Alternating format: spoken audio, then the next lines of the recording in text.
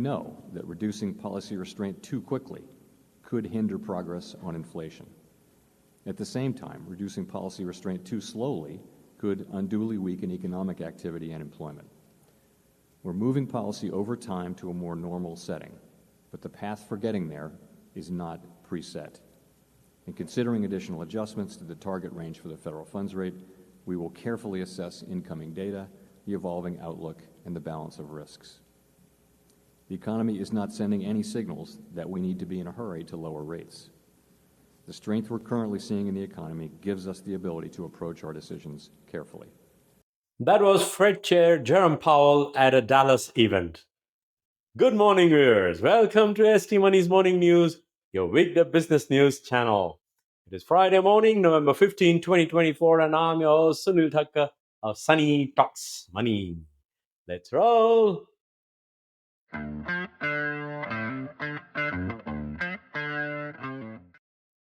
Major U.S. indexes slipped after Fed Reserve Chair Jerome Powell said the central bank would take its time in deciding how quickly to lower interest rates. Wall Street's main indexes closed lower on Thursday after Federal Reserve Chair Jerome Powell dampened investors' hope for another interest rate cut this year by saying the U.S. central bank need not rush to ease monetary policy. Powell said at a Dallas Fed event that with the economy still growing, the job market solid, and inflation still above the 2% mark, the Fed can deliberate carefully on rate cuts. Powell spoke after data showed the producer price index for final demand rose 0.2% on a monthly basis in October, in line with forecasts, though the annual rise of 2.4% was a touch higher than expectations. That extended declines that began after the latest read on the prices showed that getting inflation back down to 2% is proving to be a grind. Prices paid to producers for their output climbed by 0.2% last month and 2.4% in the 12 months through October, an uptick from the rate in September, according to the Labor Department.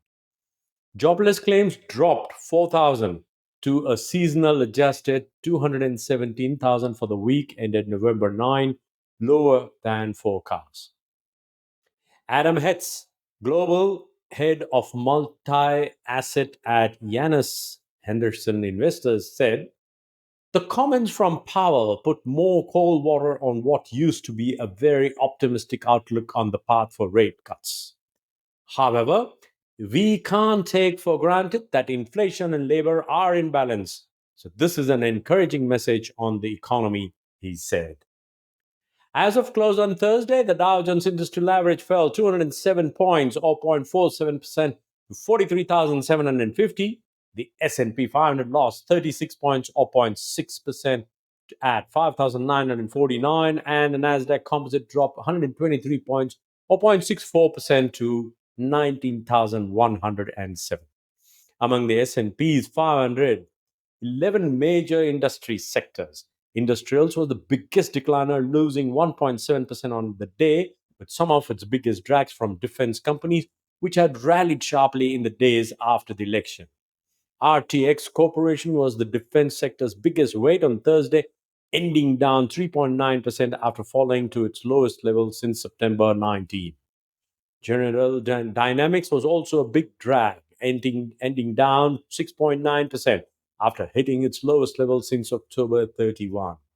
The Blue Chip Dow had some support from a 6% rally in Walt Disney after the entertainment giant reported quarterly earnings that beat Wall Street's estimates and offered robust guidance for the coming years. Consumer discretionary was the second weakest S&P 500 sector, falling 1.5%, with some pressure from electric vehicle makers. Shares of EV maker Tesla closed 5.8% down, and Rivian Automotive dropped 14.3% after Reuters reported that Trump's transition team is planning to kill the $7,500 consumer tax credit for electric vehicle purchases as part of broader tax reform legislation. Tapestry shares closed up 12.8% after hitting its highest level since July 2013.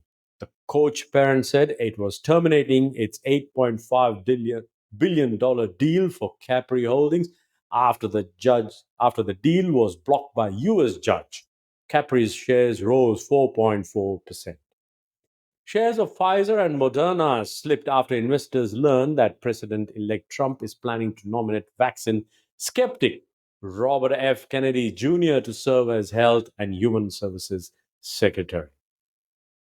The 10-year Treasury yield settled at 4.425%, then rose to around 4.449% in off-hour trading following Powell's comments. This was little change from Wednesday's close. Bitcoin edged lower to trade below 90,000 after climbing above 93,000 on Wednesday. Bitcoin fell 1.1% to 87,670. In commodities, West Texas Intermediate crude rose 0.2% to $68.58 a barrel. Spot gold fell 0.2% to $2,567 an ounce. That's it for today, folks. I will see you on Monday morning. Have a great weekend. In the meantime, do not forget to let us know in the comment section what are your thoughts for the market. Happy investing, stay inspired, and remember, it is all about money.